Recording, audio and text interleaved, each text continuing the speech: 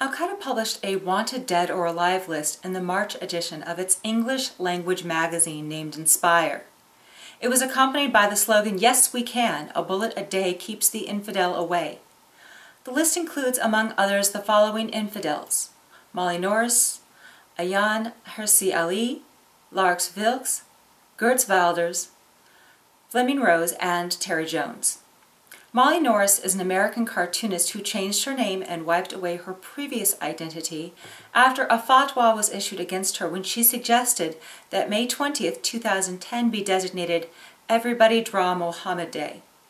Ayaan Hirsi Ali is a Somali Dutch feminist and atheist activist who is presently living in the U.S., where she continues to be critical of Islam.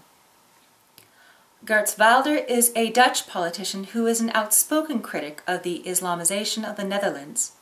Lars Vilks is a Swedish artist who depicted in 2007 the Islamic prophet Muhammad as a roundabout dog. Fleming Rose is the cultural editor who commissioned and published cartoons of Muhammad in the Danish newspaper Jyllands-Posten.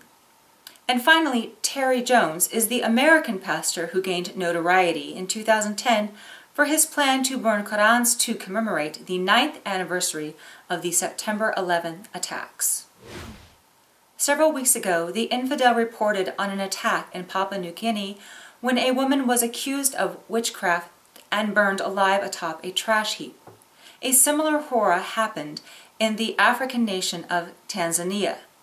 The UN's High Commissioner for Human Rights, Navi Pillay, has alerted Reuters that it is the practitioners of witchcraft who are on the offensive in that country, and their targets are persons afflicted with albinism. Believers in witchcraft hold that albino body parts can be used in potions, charms, and curses, and those who offer this magic can fetch a high price for their wares. The UN speculates that upwards of 72 albino persons have been killed in Tanzania since the turn of the century, although only 5 such crimes have been prosecuted successfully. In one recent attack, a 7-year-old albino boy and his grandfather were murdered. A 39-year-old mother and a 10-year-old boy have also been the victims of recent attacks in which groups of armed men hacked their victims' arms off just above the elbow. Albino body parts sell in an international black market for between thousands and hundreds of thousands of dollars. 24-year-old Blake Page was 174 days short of graduating from the United States Military Academy at West Point when he made the conscientious decision to withdraw from the academy in protest of the institutionalized proselytizing he'd been exposed to throughout his matriculation. Upon leaving, Page wrote an op-ed for the Huffington Post where he claimed he had made his decision based on his realization that countless officers here and throughout the military are guilty of blatantly violating the oaths they swore to defend the Constitution. He explained this charge by stating that these men and women are criminals, complicit in light of day defiance of the Uniform Code of Military Justice through institutional proselytism, discrimination against the non-religious, and establishing formal policies to reward, encourage, and even at times require sectarian religious participation. Page noted in his article that the Army could seek to recoup the $200,000 to $300,000 his education had cost the taxpayers.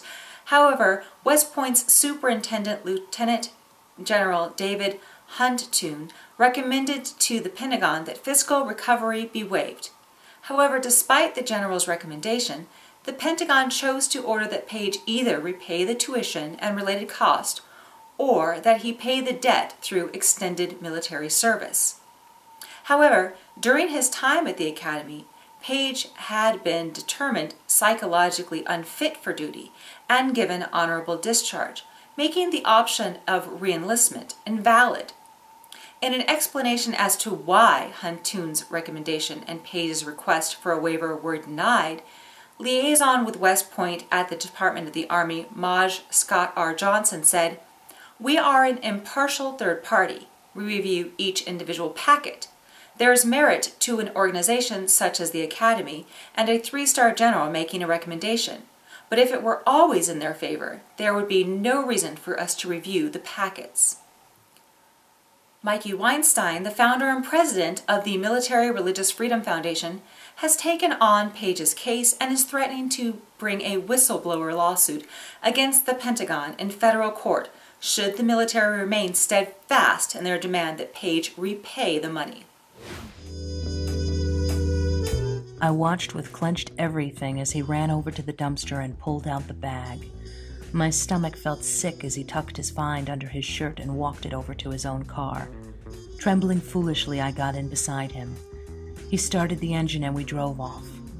"Open the bag," he said, "but don't touch anything inside." Breathing in tense staccato bursts, I pulled the opening back over the contents, and we found ourselves looking at several taped-up baggies of white powder. "We need a new trash bag and some gloves," Schwartz said.